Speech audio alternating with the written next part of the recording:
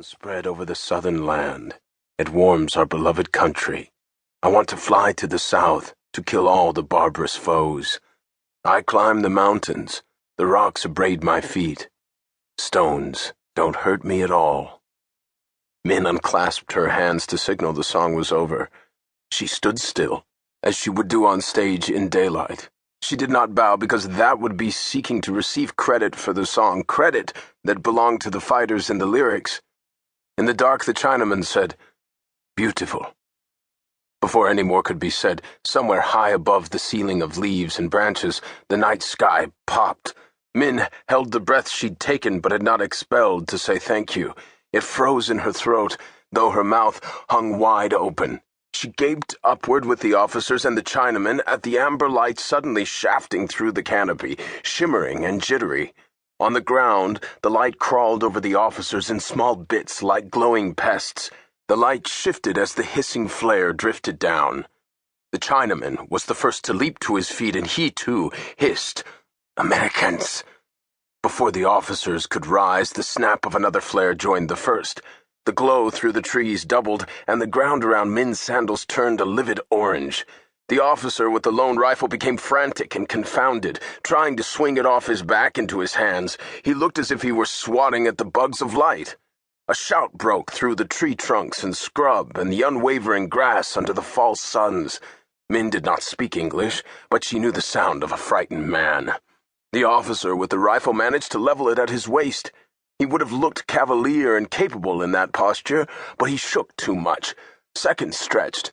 The orange shivers of light crept upward, up tree trunks and into the leaves, up the bodies of the standing, frightened officers, the Chinaman and Min, while the twin flares descended. "What do we do?" whispered the one with the gun. It was terrible to see this man, the one with the only drawn gun, asking what to do. The others had not yet reached for their pistols. The American voice on the other side of the brush and tall grass called out more urgent gibberish above the sputtering, falling flares. The officer with the rifle at his hip heard something Min did not. The American sounded as scared as she was, and why not? The American did not know how many of his foes were on the other side of his voice. Perhaps a gun in the hand makes a man more sensitive to these things, because the officer heard danger. He fired first, blindly, into the bushes.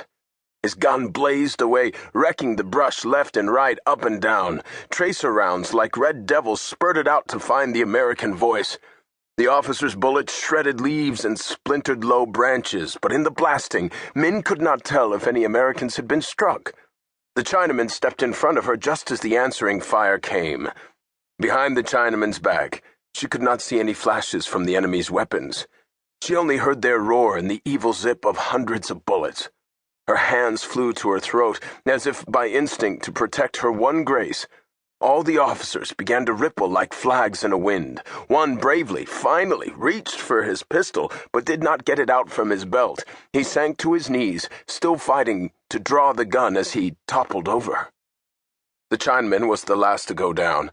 Min, still with her breath clutched in her chest, flung her palms against his broad back to prop him up against the rounds slamming into him. She screamed for him not to fall. She dug under his armpits, but could hold him up no longer than a moment. In that fortunate instant, the American stopped shooting. The Chinaman slipped from her grasp, moaning a gassy wheeze at her feet. Overhead, one of the orange flares was finished. The other sputtered. The jungle waited, cloaked and ragged. The last severed leaves tumbled around her. One balanced on her shoulder. Min released her breath slowly, like cigarette smoke. She stood above a mound of twisted, wadded bodies. Horror padded toward her, a tiger of fear slipping through the night, drawn by the killings. Min bit her lower lip, a pain to wake her up. She fought to quell her darting eyes, her quaking hands, and her feet, which wanted to run. She stretched out her arms as if she were in traffic. She bid everything to grow still, the horror, too. She listened for a clue to the American's next move. She heard nothing. Mist from the guns rolled past. Her nostrils stung at the gray stink of powder. Every night bird held its tongue. The insects folded their wings. She was left alone with the silent, invisible Americans. 6 months ago, she'd had a bout of malaria and had seen her own death in a